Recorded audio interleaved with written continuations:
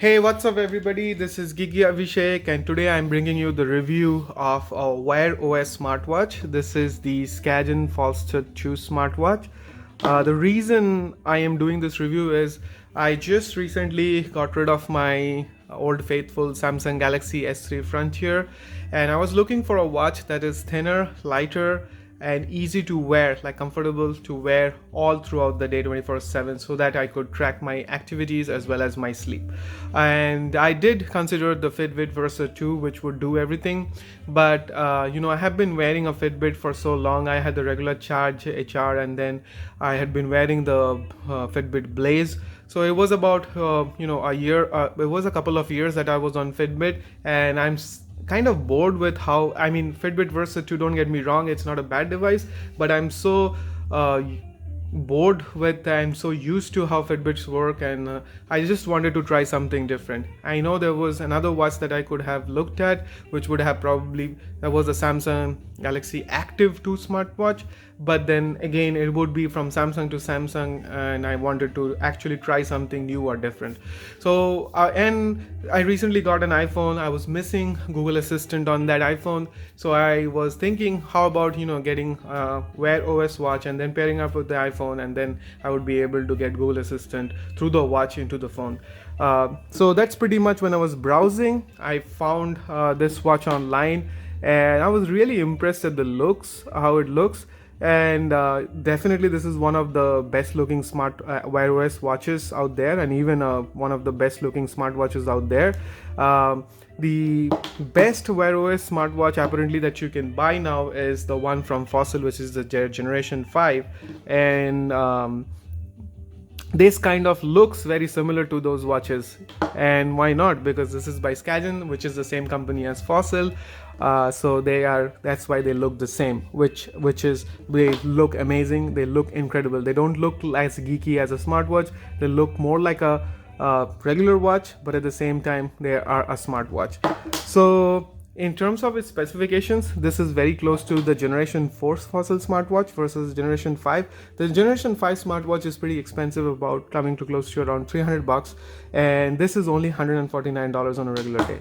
So before I jump into the in-depth review of this watch, and let me just give you a quick rundown of the specifications.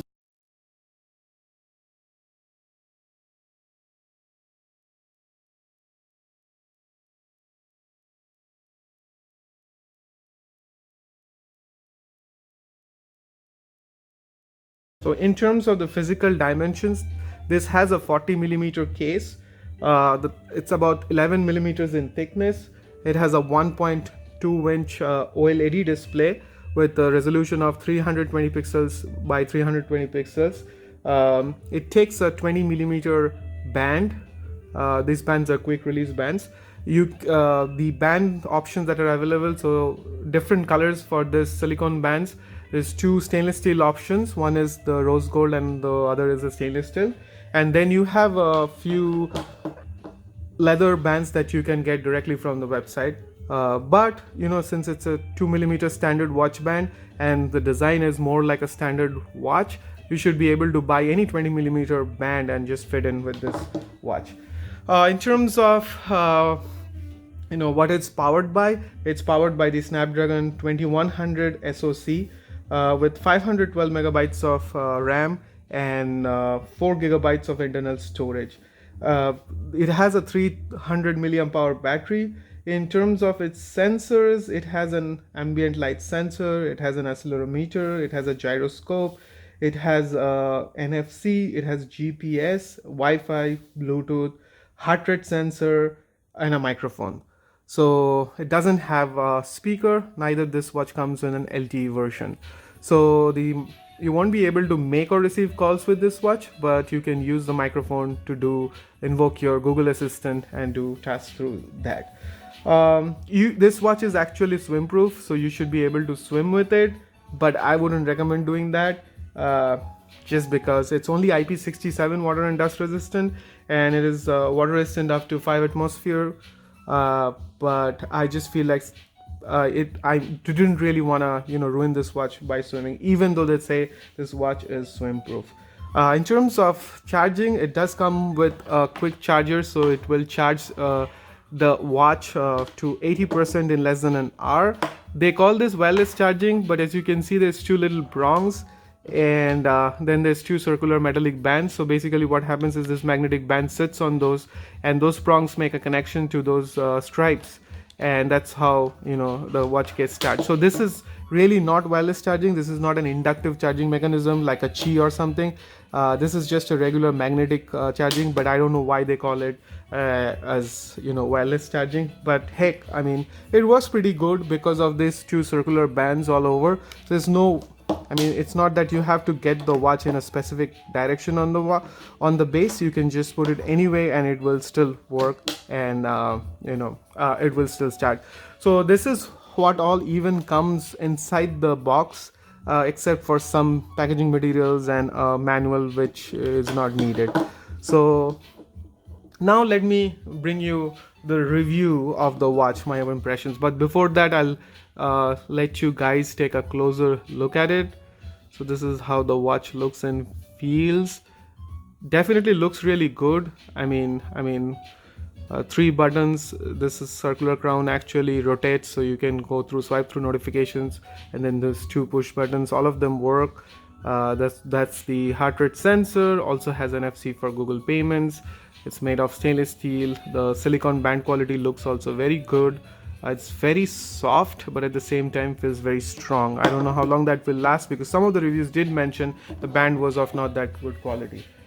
Okay, so now I had this watch for a little over a couple of weeks, and I have used this with both my iPhone as well as my Android device. And here what I can say is I tend to agree with most of the reviews of this watch when it comes to its battery life as well as its performance. So battery life is kind of really poor to terrible. This watch, it's very hard for this watch to even last a single day on full charge. So basically, if you set up everything in the default mode and use the different inbuilt power modes that are already built in by Skagen, you might be able to squeeze in a day. But if you have everything turned on, especially your Google Fit, which will track your activity levels, or you want to track your workouts, then definitely this won't last the entire day, and you definitely will have to charge this watch somewhere in the middle of the day. So less than I can safely say that this watch, under different conditions, even with everything turned off, this watch barely makes it for a full day of charge. So if you start when wearing this watch at 9 a.m. in the morning fully charged, so by 7:30 or 8 this watch is actually ready to to be charged again, even in its aggressive power saving mode. And if you have anything else turned on, definitely it's not gonna make it. Now, in terms of its performance, it does show that the Snapdragon 2100 is aging, and with just 512 megabytes of RAM, the watch does feel sluggish, does get unresponsive at times, and there's always lag in everything. It doesn't matter which app it is, even navigating through the menus or just going through the settings, it takes a little bit of time, like few seconds, 2 to 3 seconds, or sometimes maybe 5 seconds for the menus to load up, and you would have a blank screen for those many seconds. So let me show you how this works. So that's the screen. Now if I'm swiping down, and now I want to go to settings, did you see it was like a couple of seconds? Then I go to display. There's a little bit of lag in everything that I would go through. So everything takes a little bit of time. What's funny is I had a much older watch than this. I had the LG Arbin 2. Before that, I had the Huawei watch, and more. They even had older hardware than this, but all of them seem to be running faster than this one. Then there's like about 16 of these watch faces inbuilt into the app, and I'll show you some of them.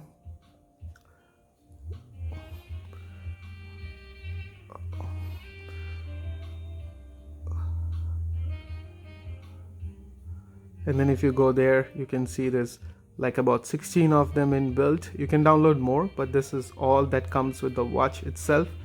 Just quickly running you through that. So when you press this button, it takes you to the different apps.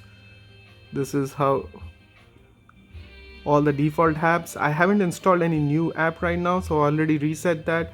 So this is whatever you see here are the ones that you get from the watch.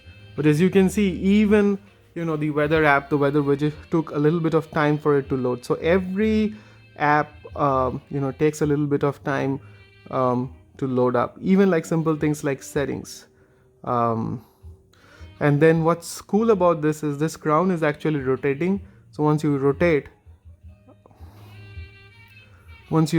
you can scroll through notifications. I don't have any notifications right now, so it's showing no notifications. But as you can see, if I was to same way, if you are inside the menu, you can use this to rotate, which is pretty cool. I like it, kind of similar to the rotating bezel on the Samsung watches. Then let me go to the storage and show you some other stuff on it. So this basically tells you what all are installed in the watch and what is taking up the space. And then if I go to system, it will give you more details about the watch. So it's, as you can see, it's Flaster 2, and then in terms of version, Wear OS 2.12, Google Play Services 19.8, and the Android security patch level is from November 2019, which isn't bad at all. And then a few other things. The other stuff I wanted to show was the storage.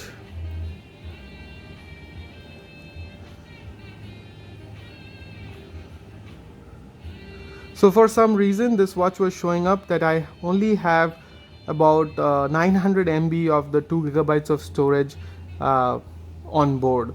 So I don't know why they say it's 4 gigabytes of storage. I haven't tried to actually transfer songs to see exactly how much of it is. But it's weird is when I go through the settings and try to see the storage size, it shows up as 2 gigs, out of which 900 MB is available for my apps or other media files and stuff, and the remaining one is already used up by the system file.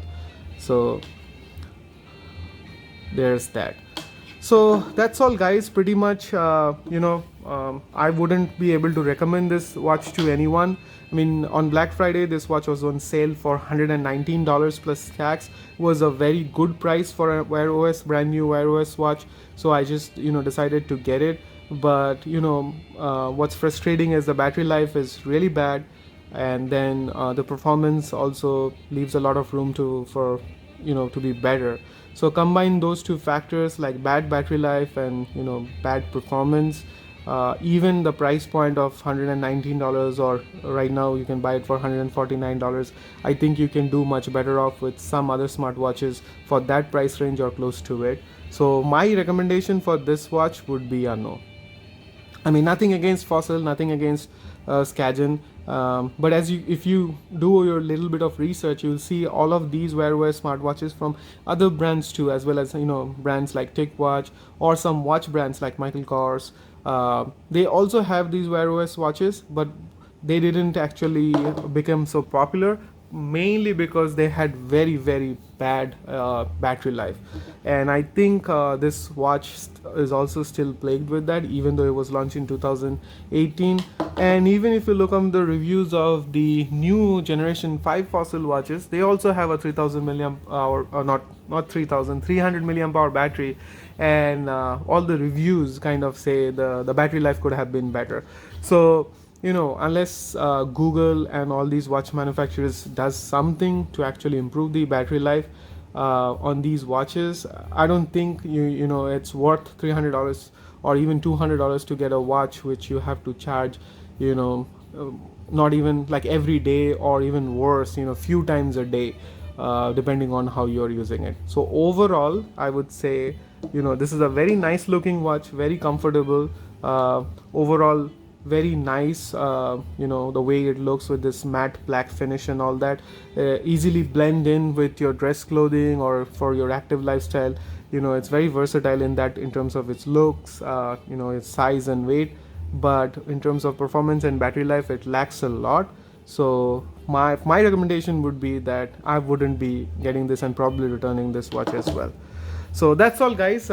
That's all for this review today, and I'll see you guys in my next video. Do support my channel by liking my videos, and then if you want to stay in touch with my next videos, do hit the bell icon on the screen so that you're subscribed and notified whenever I upload a new video.